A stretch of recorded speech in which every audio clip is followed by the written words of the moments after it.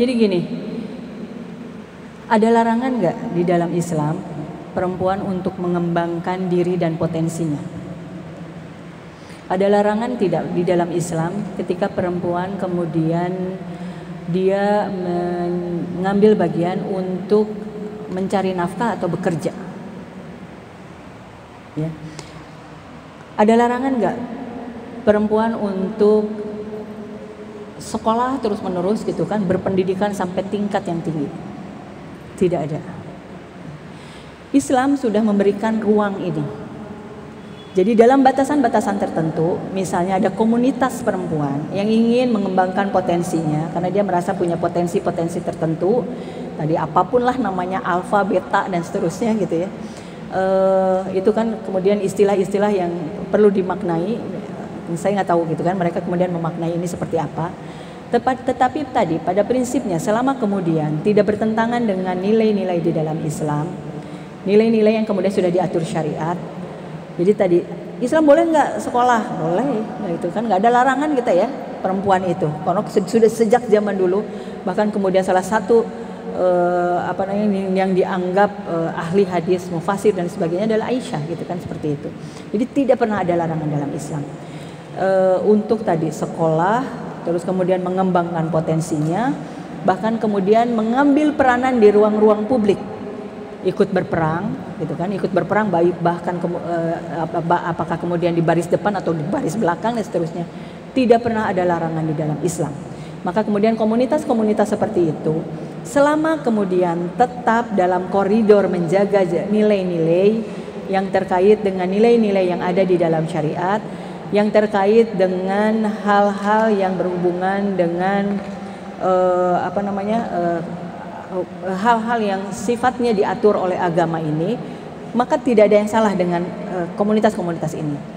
Yang kemudian di titik tertentu, ketika kemudian sampai titik melampaui batas, ini yang kemudian harus diwaspadai. Melampaui batas itu tadi, misalnya mulailah timbul tadi pemikiran ya bahwa perempuan juga bisa kok, atau tadi memilih misalnya tidak menikah dengan kesadaran ideologis gitu ya. Jadi bukan karena takdir. Karena kemudian sebenarnya memang ada gitu ya, dalam Islam pun misalnya para ulama yang juga memilih misalnya mereka tidak menikah karena kemudian mempelajari ilmu. Dan tapi ilmunya ini sampai di titik apa? Ilmunya sendiri sampai di titik yang kemudian dia mendekatkan diri kepada Robnya. Jadi ilmunya sendiri juga bukan ilmu sembarangan. Ini nanti kalau belajar lagi tentang konsep ilmu dalam Islam nanti akan berbeda lagi tuh. Karena konsep ilmu dalam Islam itu harus sampai di titik apa? Di titik mendekatkan diri kepada Robnya. Itu baru ilmu, baru sampai derajat ilmu. Kalau hanya sekedar kemudian dia pengetahuan, maka kemudian kalau dalam bahasa asing ini disebut hanya sekedar knowledge gitu ya. Tapi maka kemudian ilmu itu dalam Islam itu diberi gelar ulama gitu kan. Mereka adalah orang-orang yang memiliki pengetahuan yang disebut dengan khobar sodik gitu, ilmu sumber-sumber kebenaran yang sampai di titik mengenal Robnya, mencintai Robnya. Ujungnya beda ya. Jadi tadi orang sampai bersekolah tinggi segala macam silahkan gitu kan. Tetapi ujungnya dulu, outputnya harus sampai di titik mana. Orang kemudian ada dengan kesadaran, baik saya mungkin tadi karena mungkin juga tidak mendapatkan jodoh dan lain sebagainya, ditakdirkan kemudian tidak menikah, tetapi kemudian dia berkhidmat untuk umat, walaupun tidak menikah, berkhidmat untuk umat dan sebagainya, itu tidak ada yang salah. Tapi outputnya dulu apa, gitu ya. Jadi yang harus dilihat itu adalah outputnya sampai di titik mana. Kalau outputnya hanya sampai pada melahirkan individu-individu yang kesepian, tidak bahagia. Karena nanti konsep bahagianya sendiri dalam Islam itu berbeda dengan konsep bahagianya sekuler. Nanti ada bahasan tersendiri lagi tuh. Dalam Islamic worldview itu ada konsep tentang bahagia. Jadi bahagia dalam Islam itu apa? Bahagia itu kan kalau nanti kan agama tuh menggambarkan bahagia itu kalau nanti bertemu Robnya. Itu kan paling bahagia. Bahagianya berbeda. Bahagia kan bukan hanya sekedar punya mobil bagus, punya dulu tahun 60 tahun 70-an gitu ya. Pernah ada di barat itu lahir sebuah lagu yang menunjukkan kesepiannya perempuan. Ketika dia kemudian merasakan bahwa dulu dia kemana-mana naik mobil mewah, kemudian berlayar, naik yacht dan lain sebagainya, cruise gitu segala macam, tetapi kemudian sampai di titik tertentu perempuan akan merasakan kesepian, tidak bahagia dan akhirnya bunuh diri. Nah ini outputnya yang kemudian sampai di mana? Jadi tidak ada yang salah dengan komunitas-komunitas seperti itu, tetapi outcome akhirnya ujungnya akan kemana? Itu yang kemudian perlu terus-menerus kita waspada. Kita ini mau kemana? Jadi boleh gitu kan, sahabat semua ikut komunitas-komunitas seperti itu, tapi ujungnya sendiri akan sampai kemana? Kalau ujungnya sampai tidak mengenal Robnya, itu tadi, itu hanya sekedar knowledge saja. Saya pernah mengalami sekolah seperti itu. Terus terang saya ketika sekolah di UI itu mengalami seperti itu. Padahal itu psikologi Islam itu. Tapi ada titik yang kemudian saya merasa, ini sekolah ini kayaknya nggak sampai menambah keimanan. Karena kemudian sekolah itu harus nambah iman. Mau sekolah jadi profesor sekalipun kan yang harus bertambah imannya, harus sejalan gitu kan, linear.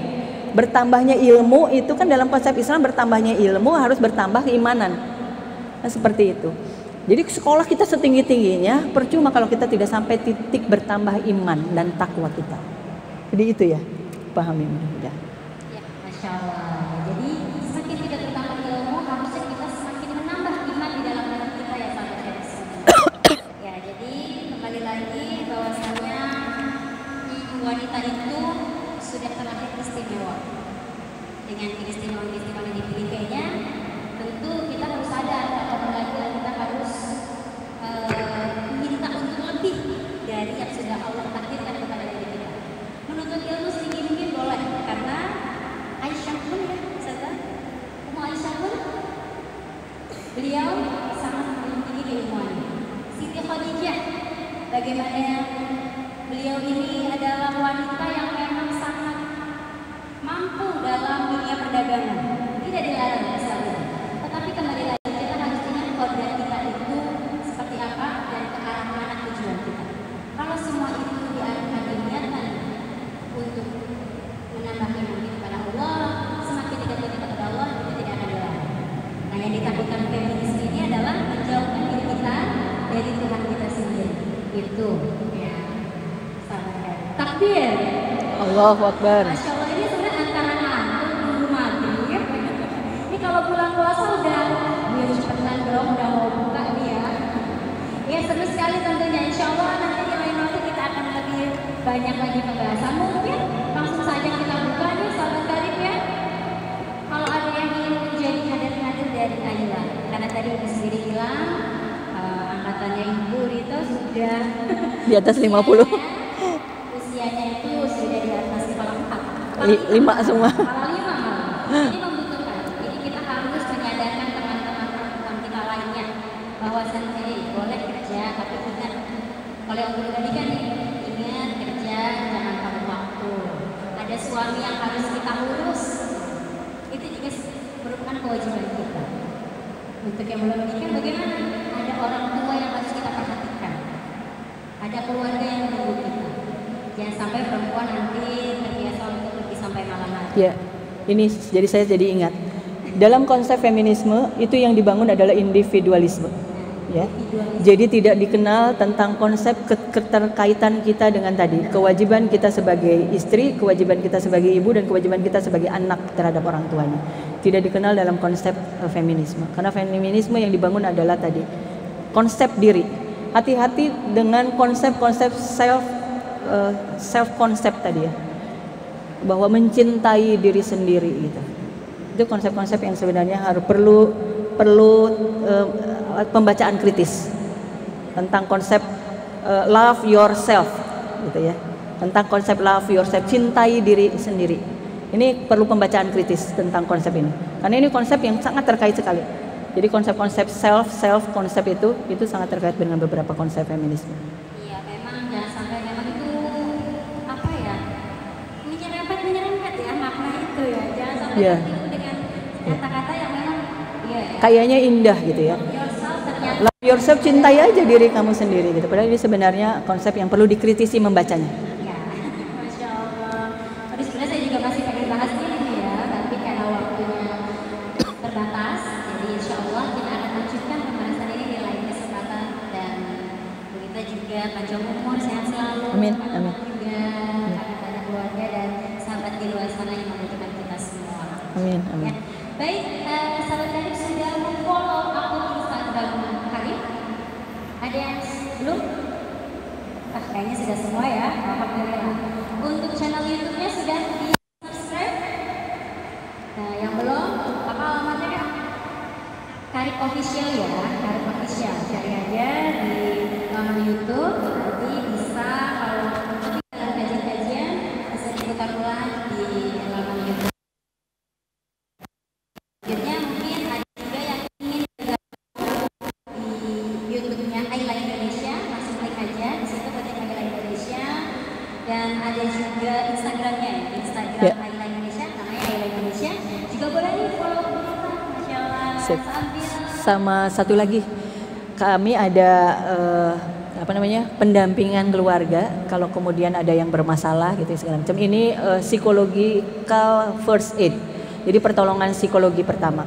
Kadang-kadang perempuan hanya sekedar perlu didengar curhatnya saja. Ya, mudah-mudahan bisa juga nanti follow Ayla Care. Ayla Care. Ya, jadi Ayla Care ada ya Instagramnya Ayla Care. Ya, jadi kalau misalnya yang perlu curhat dan lain sebagainya itu nanti mungkin kemudian akan kita dampingi. Karena sekali lagi curhat kepada tempat-tempat yang salah juga ini berbahaya.